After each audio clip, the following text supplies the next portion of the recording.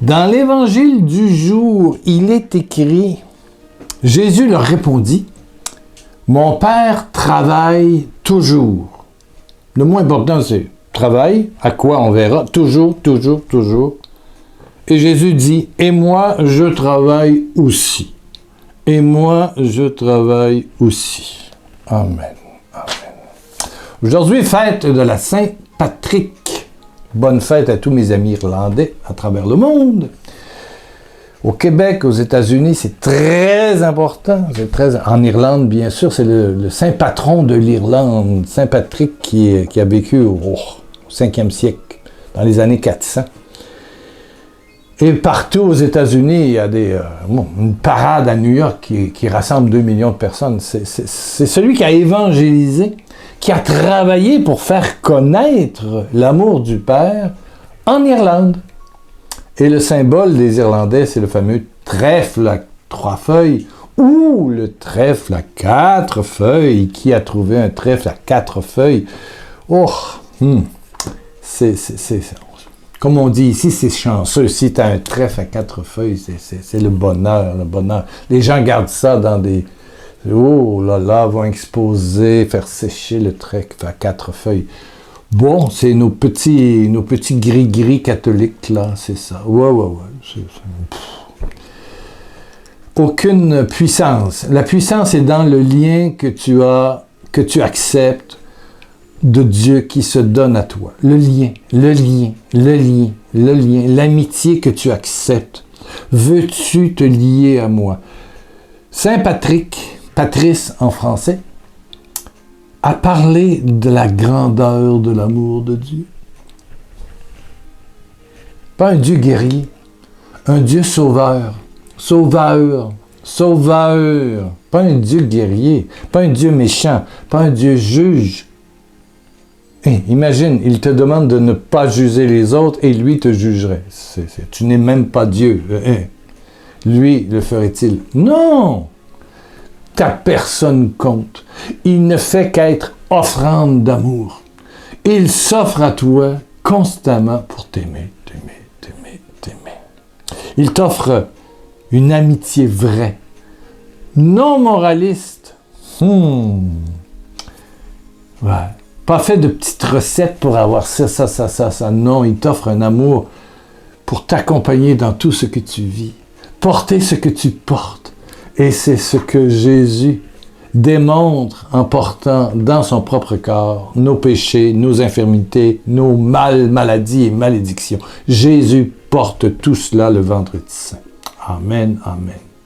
Un ami de Martinique, un homme important qui était dans une maison de thérapie, d'accueil, proche de Fort-de-France, lui-même un homme important dans une autre association œcuménique, mais c'est un catholique, me posait la question un jour, « Pierre, j'ai un ami qui se dit athée, il croit pas, puis patati patata.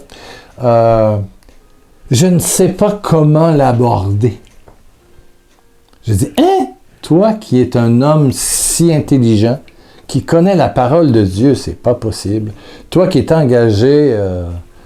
dans une maison très connue en banlieue de Fort-de-France, toi qui dirige dans tous les Antilles un mouvement très important, tu ne sais pas comment t'y prendre avec quelqu'un qui ne croit pas, qui est athée, agnostique, mais pour lui, mais il te regarde et ma réponse a été simple.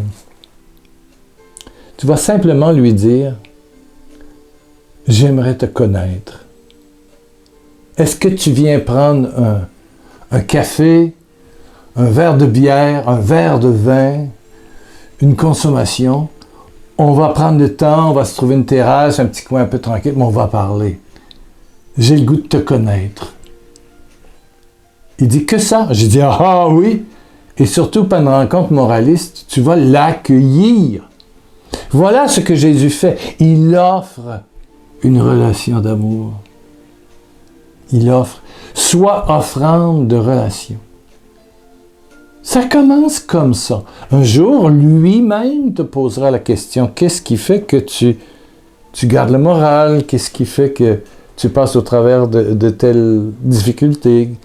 Voilà, tu es en charge de... Ça veut dire, attends, ne force pas, ne tire pas sur la plante, tu vas arracher les racines. Tu ne fais... Non, et surtout pas d'orgueil, pas d'ego, pas de... Non, petit.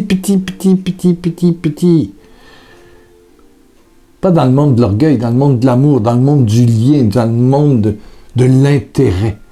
Dieu a de l'intérêt pour toi. Jésus a de l'intérêt pour toi. L'Esprit Saint a de l'intérêt pour toi. La Trinité veut établir avec toi un lien chaud, fort, profond. Donc, évangéliser, c'est proposer un lien. Parce que Jésus a dit, comme je vous ai aimé, aimez-vous. Et tous les évangiles, que ce soit Marc, Matthieu, Luc ou Jean, ne sont que des rencontres. Jésus rencontre une Samaritaine, Jésus rencontre Zachée, crée un repas, Jésus rencontre des pharisiens, des scribes, ils rencontrent. Ben nous aussi, nous devons devenir des hommes et des femmes de rencontre. C'est ça un chrétien. Évangéliser, c'est rencontrer et écouter l'autre et révéler à l'autre l'ampleur de la beauté qui l'habite. Voilà. Quand quelqu'un n'a pas Dieu dans sa vie, il finit par s'autodétruire par ses propres jugements. Et c'est ça son calvaire, c'est ça son drame, son horreur. Il vit dans l'indignité. Qui peut boire, essayer d'oublier par la consommation les belles voitures, le parfum, les sorties, les restaurants et tout le reste, les beaux vêtements, ben oui. Mais rencontrer dans l'amitié et la simplicité, waouh. C'est ça l'évangélisation, Jésus veut te rencontrer. Acceptes-tu? Ouais. Il veut te rencontrer.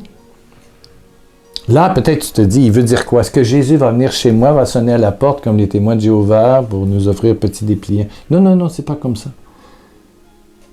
Peut-être qu'à un moment, tu vas décider de faire silence et dire, Seigneur, j'accepte que tu me rencontres.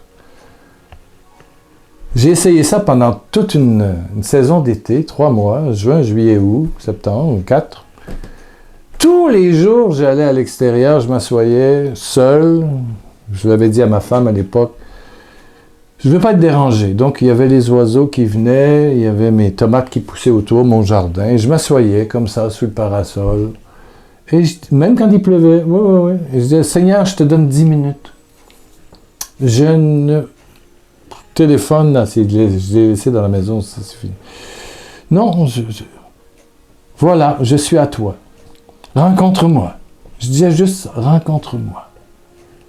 Eh ben, ça n'a pas pris que 2-3 jours que j'ai commencé à frissonner. J'ai commencé à dire, mais qu'est-ce qui se passe? Qu'est-ce qui se passe? Le 4e jour, il y a des moineaux, des simples moineaux qu'on voit partout dans le monde, des moineaux ordinaires, des moineaux communs qui sont venus sur la table autour de moi, ils m'ont entouré. J'ai dit, qu'est-ce que c'est que ça? Qu'est-ce que c'est que ça? C'est comme si la nature s'approchait de moi.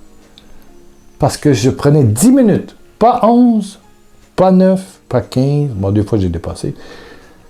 Je te donne 10 minutes, rencontre-moi, je suis à toi. Voilà.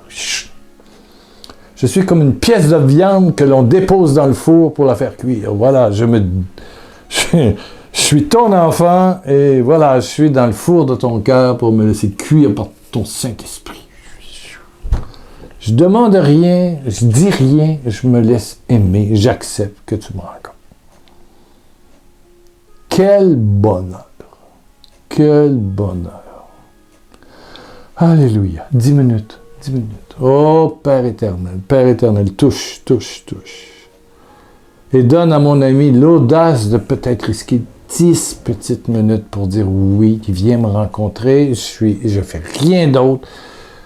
Même si tu penses à n'importe quoi, ça n'a aucune importance. 10 minutes où Dieu a le droit de venir te rencontrer, même si tu as toutes sortes de pensées, ça n'a aucune importance. C'est 10 minutes à lui. Ce 10 minutes t'appartient. Merci. Et ça deviendra 20, et ça deviendra 24 heures. Merci, Père.